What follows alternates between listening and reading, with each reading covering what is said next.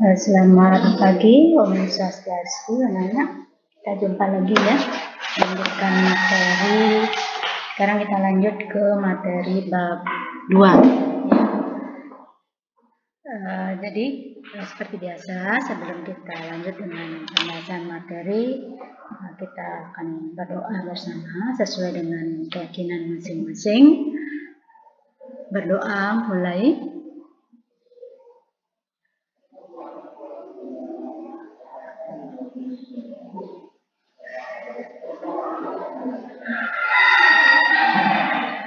Berdoa selesai ya. Jadi seperti biasanya Ibu juga selalu mengingatkan pada kalian ya untuk jangan lupa mengisi daftar hadir, sebab ini juga bagian daripada proses penilaian. Kemudian Ibu harapkan juga semuanya dalam kondisi yang sehat, tidak kekurangan satu apapun, sehingga bisa mengikuti proses pembelajaran ini dengan baik. Ya, jadi untuk materi di bab 2 ini sebenarnya juga ada kaitannya dengan materi-materi sebelumnya. Ya, di materi bab 2 itu tentang apa? Materi bab 2 ini adalah tentang permasalahan sosial.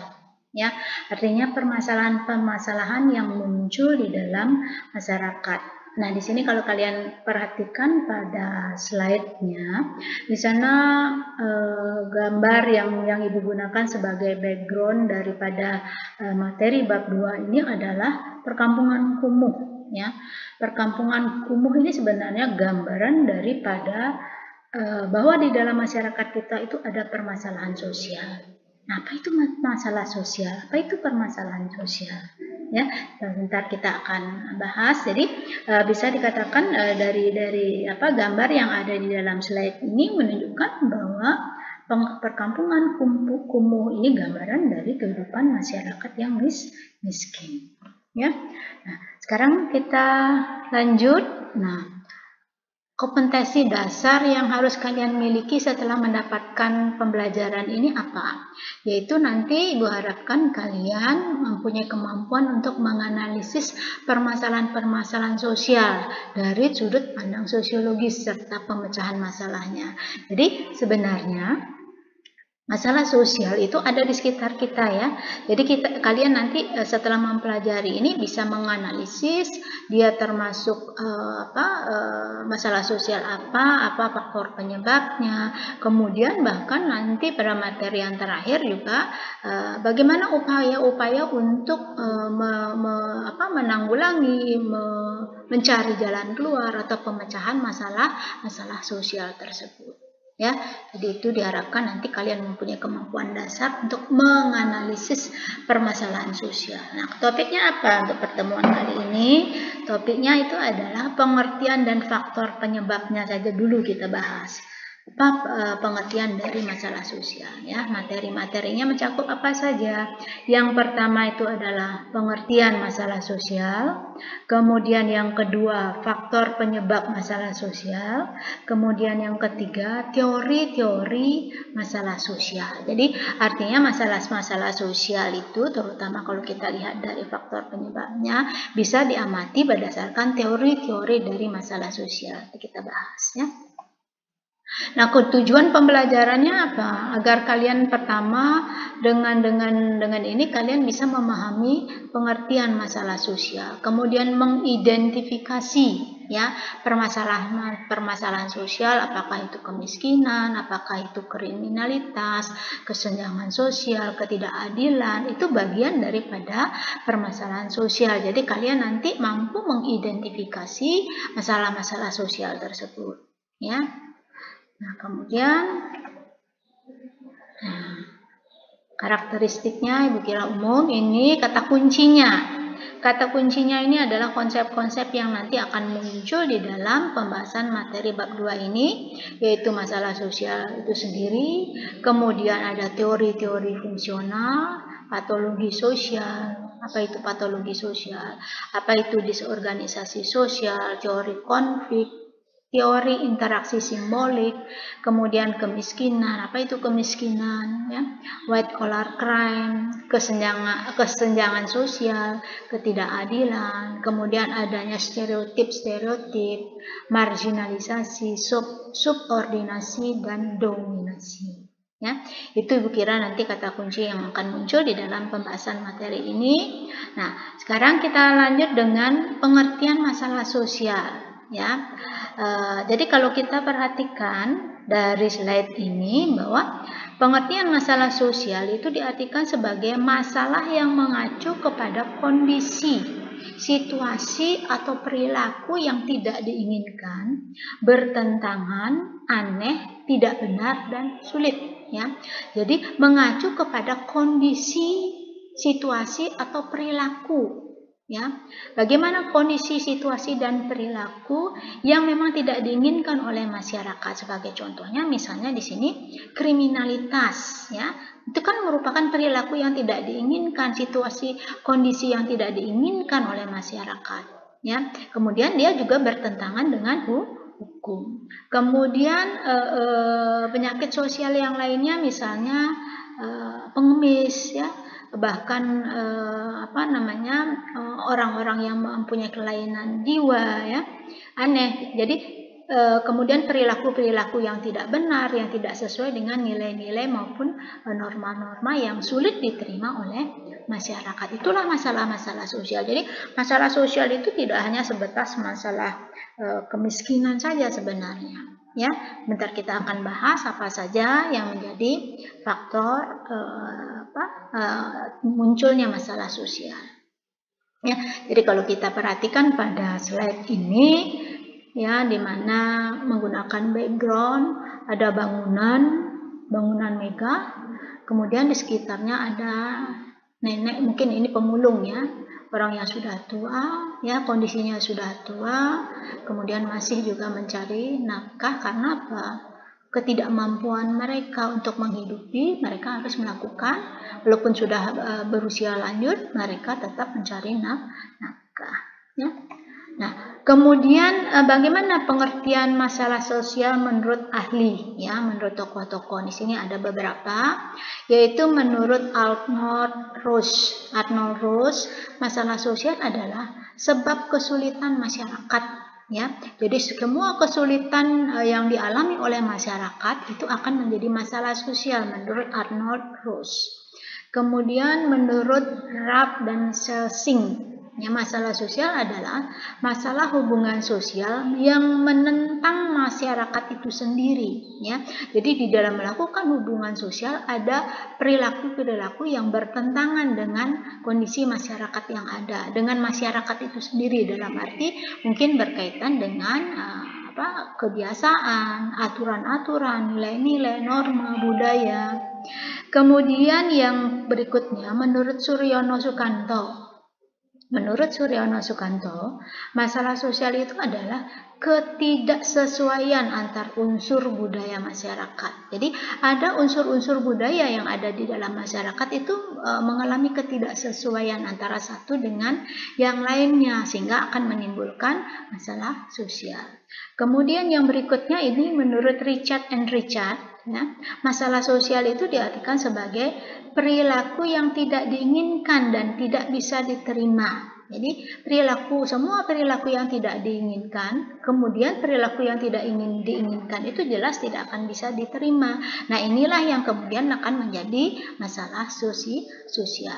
Itu Bu kira untuk banyak Ibu kira, ya, pengertian masalah sosial menurut tokoh-tokoh yang lainnya. Nanti kalian silakan mencari di internet, di Google dan sebagainya, ya, untuk menambah wawasan kalian tentang pemahaman apa sih masalah sosial itu, ya.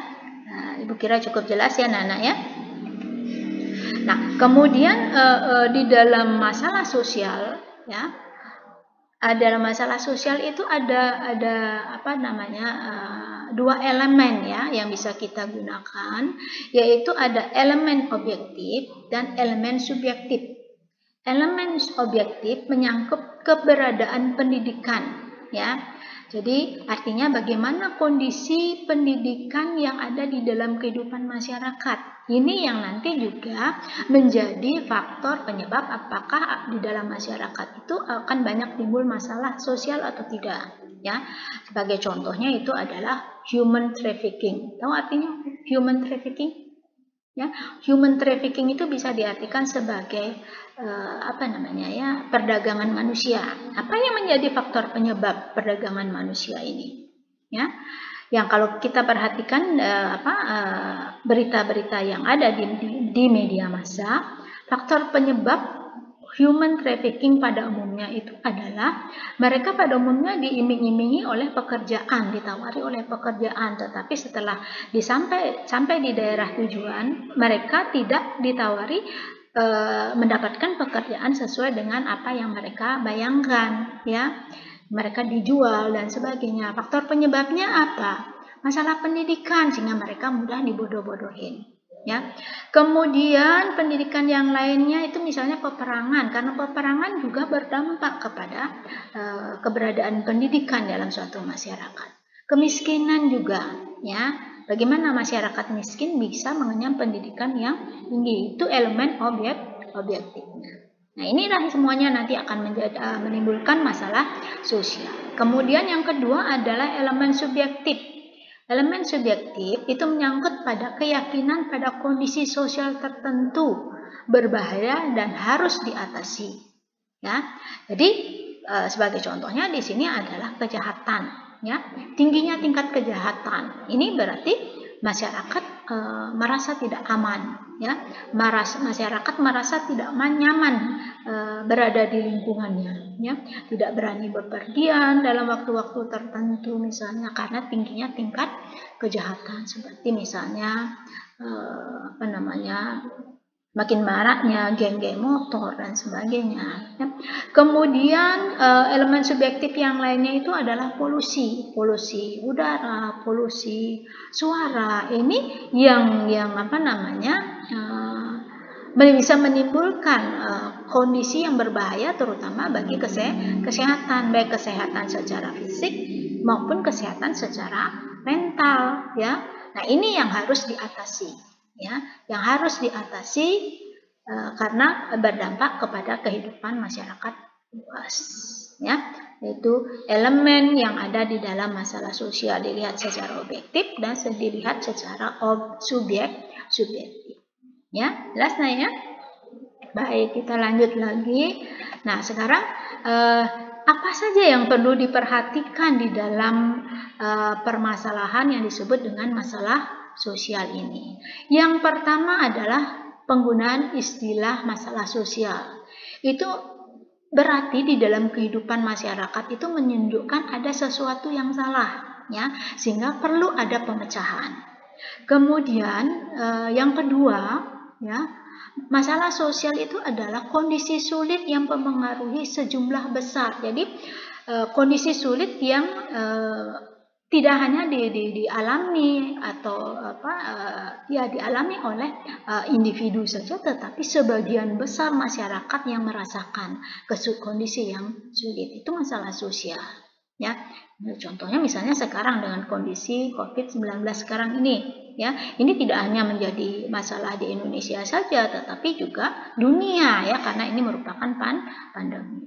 Kemudian yang ketiga itu adalah masalah sosial mengandung optimisme untuk dapat diubah. Jadi setiap permasalahan bisa diubah, bisa dijadikan jalan pemecahannya. Ya, setiap permasalahan bisa dicarikan pemecahannya.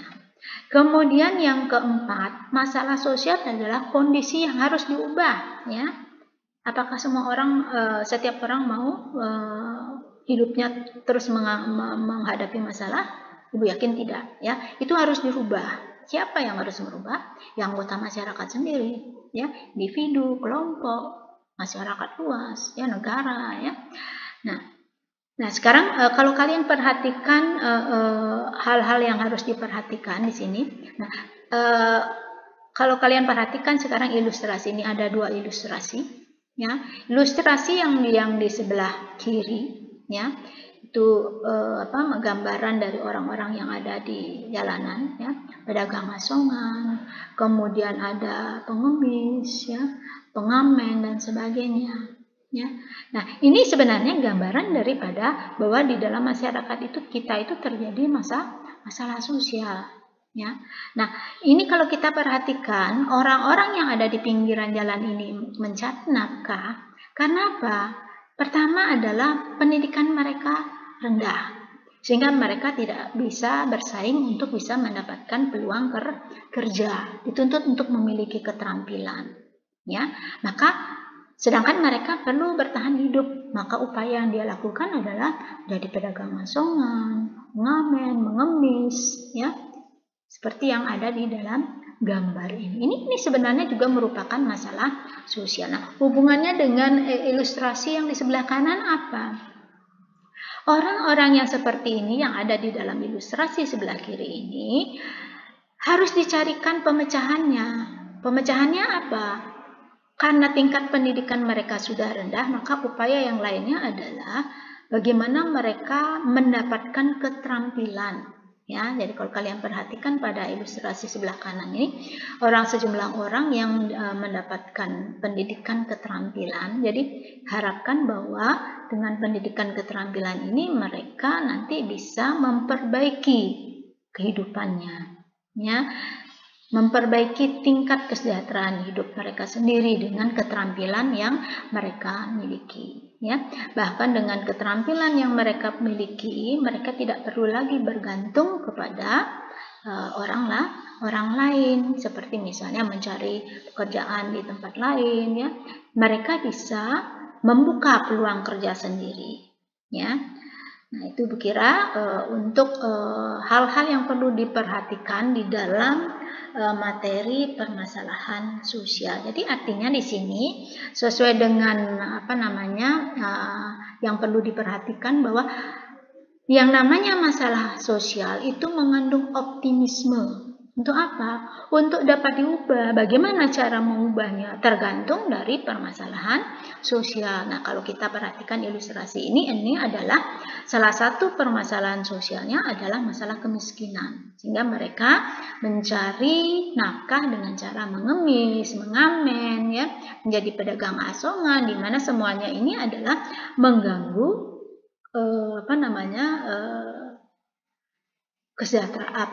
mengganggu kenyamanan di jalan raya, ya, bahkan juga akan berdampak kepada diri mereka sendiri. Nah, maka upaya yang harus dilakukan yaitu bagaimana mereka itu mengubah cara mereka untuk mencari nafkah dengan keterampilan yang mereka dapatkan karena tingkat pendidikan yang rendah. Tetapi mereka mereka memiliki keterampilan, ya, maka diupayakan untuk mendapatkan keterampilan. Jadi lembaga-lembaga masyarakat itu akan membuka peluang bagi mereka yang ingin mendapatkan keterampilan. Ini upaya untuk mengubah kondisi permasalahan sosial yang ada. Salah satunya adalah kemiskinan, ya. Nah, sekarang kita lanjut kepada faktor penyebab masalah sosial. Ya, apa saja sih faktor penyebabnya? Yang pertama adalah faktor ekonomi, ya, di mana dalam faktor ekonomi kondisi ekonomi yang tidak memadai ini akan menimbulkan apa? Kemiskinan. Ya, dengan kemiskinan ini berarti mereka tidak akan bisa mengenyam pendidikan lebih tinggi, ya. Kemudian juga pengangguran karena kemiskinan, karena tingkat pendidikan yang rendah, kemudian juga ditunjang oleh mereka tidak memiliki keterampilan, maka mereka tidak akan siap bersaing dengan mereka-mereka yang mencari pekerjaan yang pada umumnya mereka mempunyai keterampilan atau pendidikan yang lebih memadai. Maka apa yang terjadi? Yang terjadi adalah pengangguran. Ini faktor ekonomi. Kemudian faktor budaya, ya. Faktor budaya ini merupakan salah satu faktor penyebab perilaku negatif yang mengganggu kehidupan masyarakat, ya.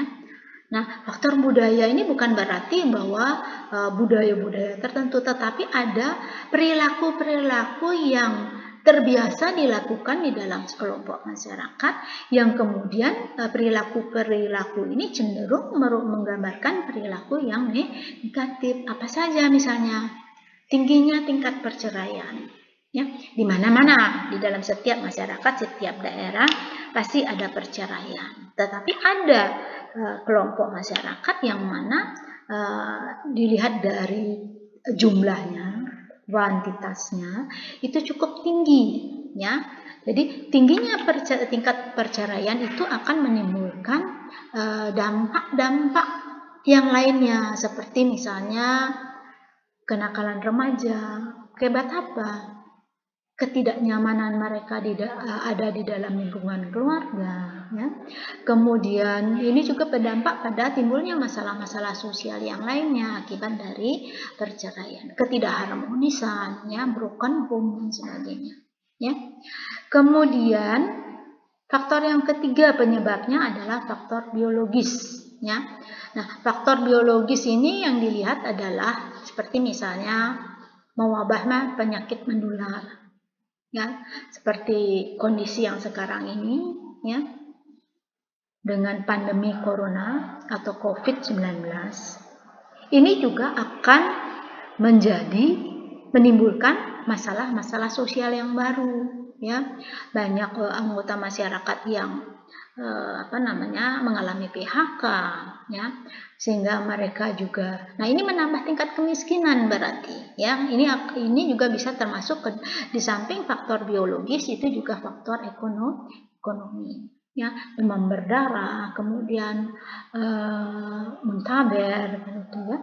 Kemudian yang keempat ini adalah faktor psikologis. Tahu psikologis? Psikologis ini adalah faktor kejiwaan, ya. Nah, dengan permasalahan sosial yang disebabkan oleh faktor psikologis atau kondisi kejiwaan, ini memunculkan adanya aliran-aliran sesat, ya. Artinya aliran-aliran yang menyimpang dari nilai-nilai dan norma-norma yang ada, ya. Kemudian tingginya tingkat depresi yang ada di dalam masyarakat. Kemudian ada trauma sehingga orang tidak mau melakukan sesuatu, fobia juga, takut pada sesuatu yang tidak jelas, ya. Dan kondisi lain yang berkaitan dengan psikologis atau kejiwaan, ya. Sebab ini juga akan bisa menimbulkan mempengaruhi tingginya tingkat bunuh diri. Bunuh diri itu juga merupakan masalah sosial kalau dilakukan dalam jumlah yang banyak, ya. Artinya cenderung tingkat bunuh diri dalam masyarakat itu tinggi, berarti di sini faktor psikologis. Jadi masalah sosial bunuh diri itu timbul karena ada faktor psikologis. Karena apa? Mungkin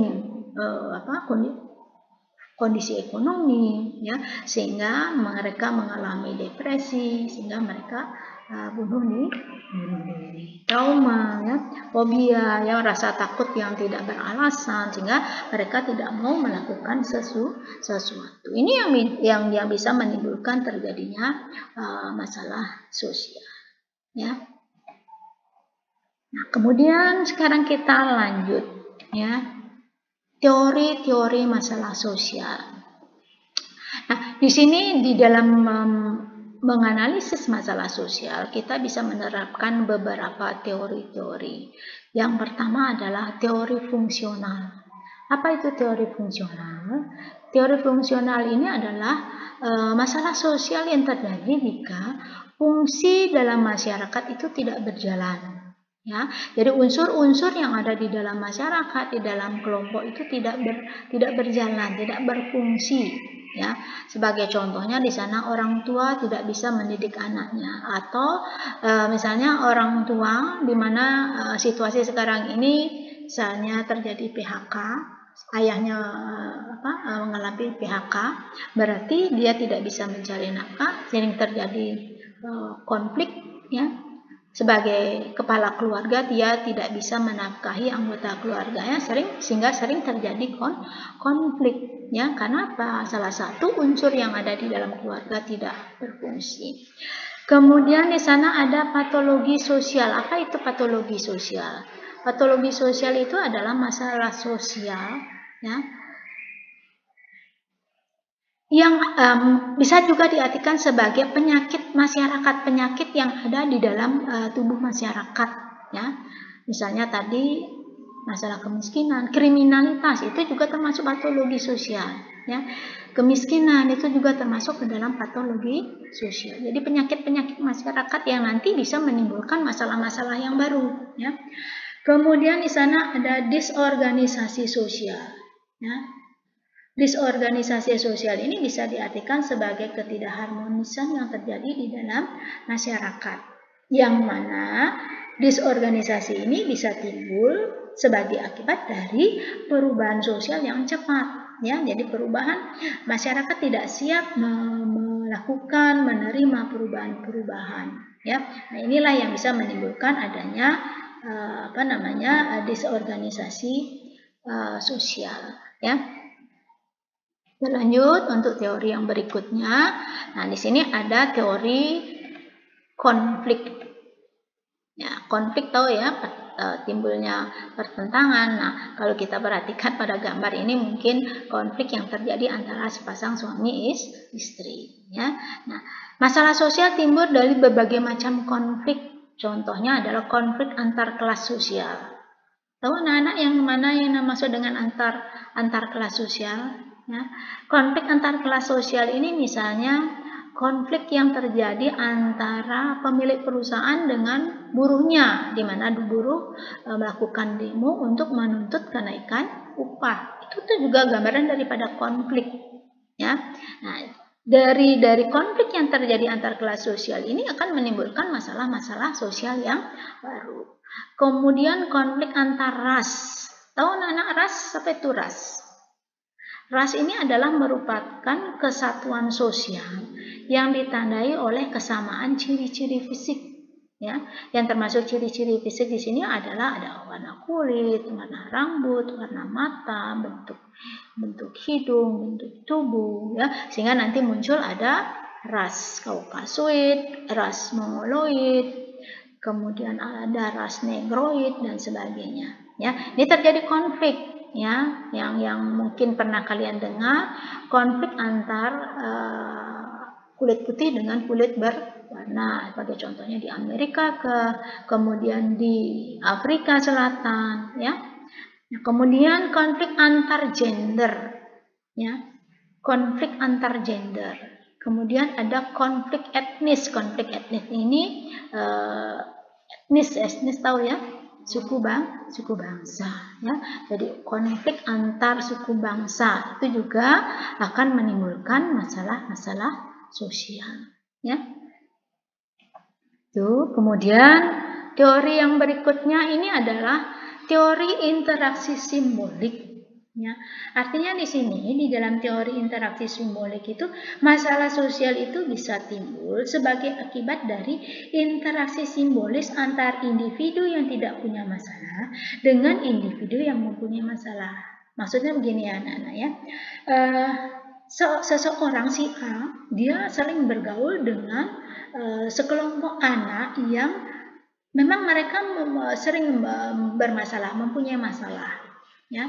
Nah, karena seringnya mereka berinteraksi sehingga mereka juga dianggap sebagai orang-orang yang bermasalah. Yang sebenarnya mereka tidak bermasalah, hanya sering berinteraksi, bergaul dengan mereka sehingga seorang orang luar akan menganggap dia juga sebagai anggota bagian daripada kelompok yang bermasalah, ya.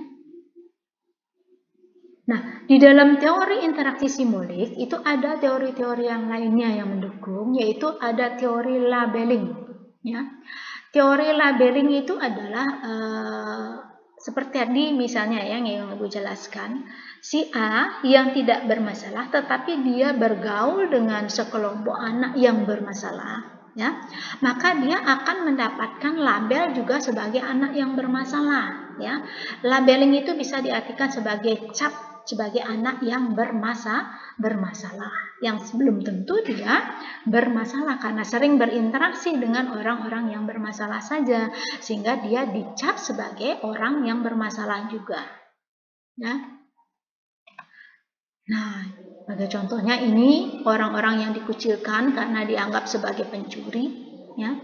Sehingga biasanya kalau orang sudah mendapatkan label, cap, ya, sudah dijuluki, mendapatkan julukan, ya, biasanya mereka yang sebelumnya mereka sebenarnya tidak bermasalah, tetapi dia akan mendorong seorang untuk melakukan hal-hal yang dianggap bermasalah oleh masyarakat. Yang tadinya mungkin dia tidak mencuri, tetapi karena selalu dituduh dicap mencuri, maka dia akan benar-benar menjadi pencuri. Itu di dalam teori labeling. Sama juga dengan kalian misalnya. Kalau kalian sering dikatakan sebagai anak yang bodoh, ya, ini akan mempengaruhi kalian tidak termotivasi untuk memperbaiki diri kalian untuk lebih baik, ya. Kebalang basah, biar saja menjadi anak yang bodoh. Tidak ada keinginan untuk merubah, ya. Demikian juga dengan tindakan-tindakan bermasalah yang dilakukan oleh orang-orang yang ada di dalam teori labeling tadi, ya. Nah, kemudian ada konstruksionisme sosial. Individu menginterpretasikan dalam masalah sosial, mengonstruksi realitas secara sosial, ya. Sebagai contohnya ini, ada orang yang ditangkap karena melakukan tindakan kriminal, ya. Apakah dia mencuri, apakah dia merampok, menyelundup, ya, pengedar dan sebagainya. Kemudian berdasarkan konstruksionisme ini, mereka akan terus melakukan perilaku-perilaku yang bermasalah tadi, ya. Nah, itu kira beberapa faktor-faktor masalah sosial, ya. Nah, kalau kalian perhatikan di sini ilustrasinya, ya, pengemis, ya. Ini juga termasuk ke dalam masalah sosial karena pengemis termasuk kategori kemiskinan. Kemudian, nah ini, ya, orang yang selalu mengasingkan diri, ya, karena selalu dibully, ya, sehingga dia merasa ada perasaan takut untuk berinteraksi dengan anggota masyarakatnya. Ini bisa dikategorikan ke dalam faktor psikologis, ya. Dia mengalami trauma karena seringnya mendapatkan perlakuan yang tidak menyenangkan, dibully dan sebagainya, ya, atau bahkan dikucilkan sehingga mereka tidak mau bergaul, ya, selalu menyendiri. Ini faktor psikologis. Nah, kemudian konflik dalam rumah tangga, apalagi konflik yang sering terjadi ini kadang-kadang di hadapan anak. Ini akan menimbulkan permasalahan-permasalahan sosial yang baru, ya. Jadi konflik dalam rumah tangga akan menimbulkan permasalahan apa? Disorganisasi keluarga, ya. Kemudian anak-anak broken home, timbulnya kenakalan remaja, penyalahgunaan narkotika itu bisa muncul dari konflik yang terjadi dalam rumah tangga. Karena apa? Karena mereka merasa tidak nyaman berada di dalam lingkungan keluarga, ya. Nah, itu kira materi yang Ibu sampaikan untuk pertemuan kali ini. Jadi untuk pertemuan kali ini Ibu simpulkan, ya, yang namanya permasalahan sosial itu adalah semua kondisi, situasi, perilaku yang tidak sesuai dengan masyarakat, ya, kondisi masyarakat, ya, sehingga ini akan menjadi masalah sosial, ya. Nah, sekarang bagaimana upaya-upaya untuk melakukan mencari solusi mengatasi permasalahan sosial tersebut, ya. Jadi Ibu kira demikian. Jadi untuk pertemuan kali ini Ibu tidak memberikan tugas dulu, nanti untuk tugas Ibu berikan di pertemuan yang berikutnya. Jadi sekali lagi Ibu ingatkan, jangan lupa mengisi daftar hadir. Tolong materinya dipelajari, ya Nak, ya. Sehingga nanti kalau ada hal-hal yang tidak jelas, kalian bisa tanyakan, ya, bisa melalui WA secara langsung, WA-nya Ibu pribadi, kan kalian dan besar sudah tahu nomor WA Ibu sendiri, kalian bisa tanyakan nanti di sana, ya. Jadi Ibu akhiri, sebelum Ibu akhiri mungkin kita berdoa dulu, karena kita awali dengan berdoa, ya. Berdoa sesuai dengan keyakinan masing-masing. Berdoa mulai.